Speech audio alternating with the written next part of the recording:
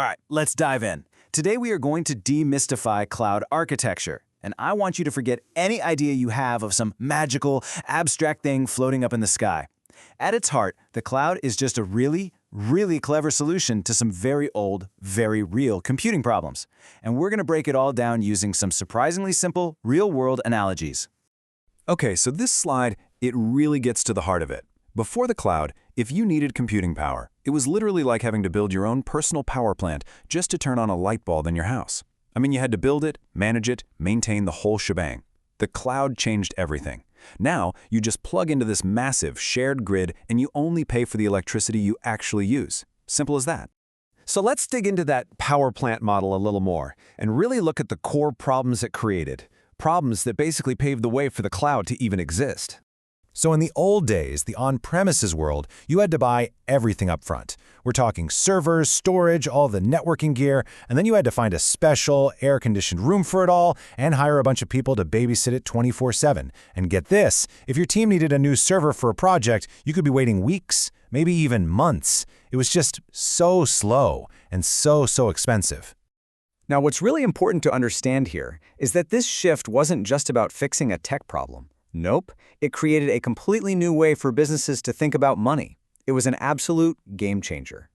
And this quote just nails it. The whole idea is a move away from owning stuff to just accessing it when you need it. I mean, think about it. Why would you own a car with all the insurance, the repairs, the headaches, when you can just pull out your phone and call a taxi right when you need a ride? And if we break down that analogy, the difference is just wow. The car, that's your old school IT. You're looking at long waits to even get it, tons of maintenance, and you're stuck with whatever size it is because you paid for it all up front. But the taxi, the cloud, you can get one in minutes, someone else worries about the maintenance, you can scale up to a bus if you need to, and you only pay for the trip you actually take. So what does this all mean? Well, it gives companies what we call business elasticity. It's a fancy term, but the idea is simple. Your costs can now stretch and shrink right along with your actual needs.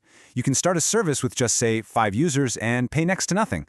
But then when you explode to 1,000 users, your costs just scale up right there with you. That kind of agility lets you innovate like crazy without having to bet the farm on a huge upfront investment.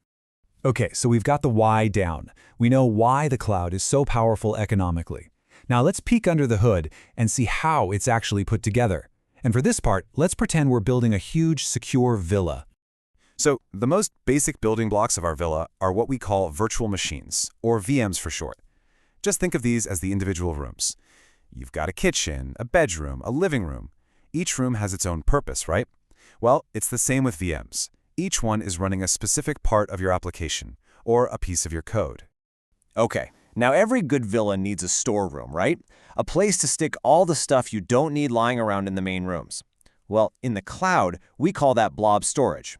It's the perfect spot for all those big, bulky files, like images, videos, backups, all the things you want to keep safe but out of the way of your main operations.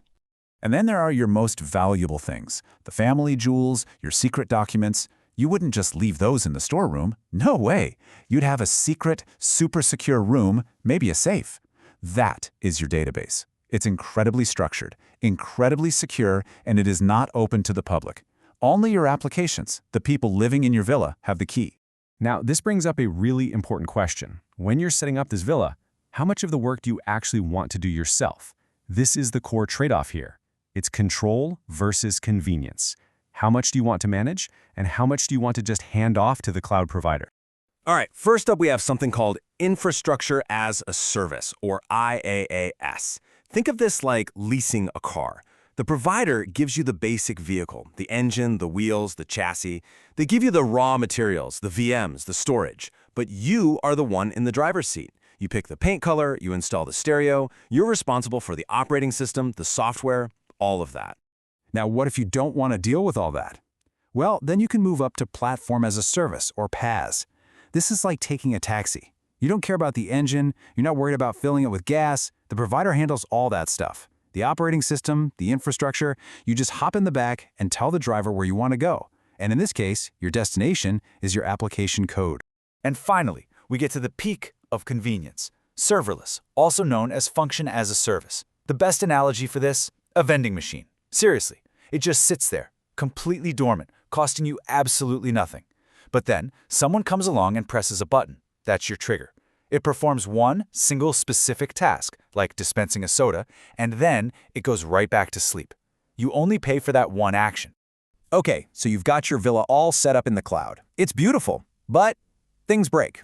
That's just a fact of life. So what happens when things inevitably go wrong? How does the cloud architecture keep the lights on and make sure everything stays safe and secure? Well, here's the classic problem, right? What happens if one of your servers gets totally slammed with traffic? Or worse, what if it just crashes? If everything is running on that one server, you've got what's called a single point of failure. And that means your entire application just went down, which is a huge disaster. So how do we solve this?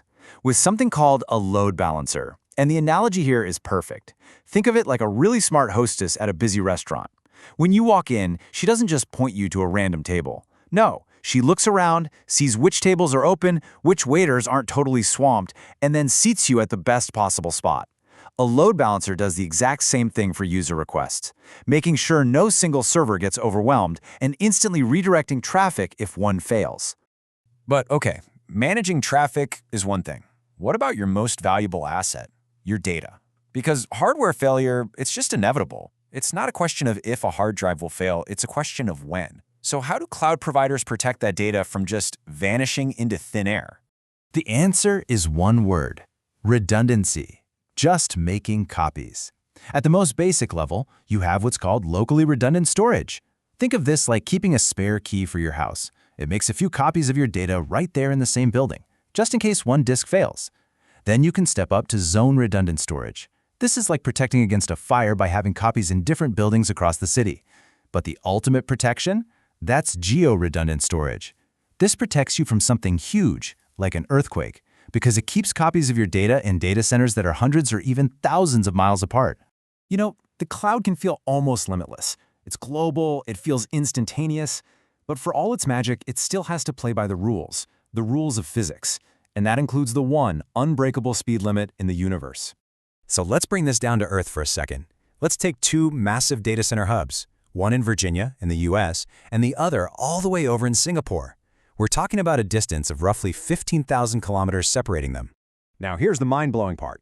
Information traveling through fiber optic cables moves at about 2/3 the speed of light. And because of that, basic physics tells us that the absolute rock-bottom fastest a signal can get from Virginia to Singapore and all the way back is 75 milliseconds. It physically cannot go any faster. So this idea of zero latency around the world, it's not just a technical challenge, it's a physical impossibility. And that leaves us with a fascinating question to chew on, doesn't it? We can always build bigger data centers, we can design faster computer chips, but we can't break the speed of light. So if our information has a hard and fast speed limit, what's the next great architectural challenge? What's the next big frontier for creating an even more connected and instantaneous world?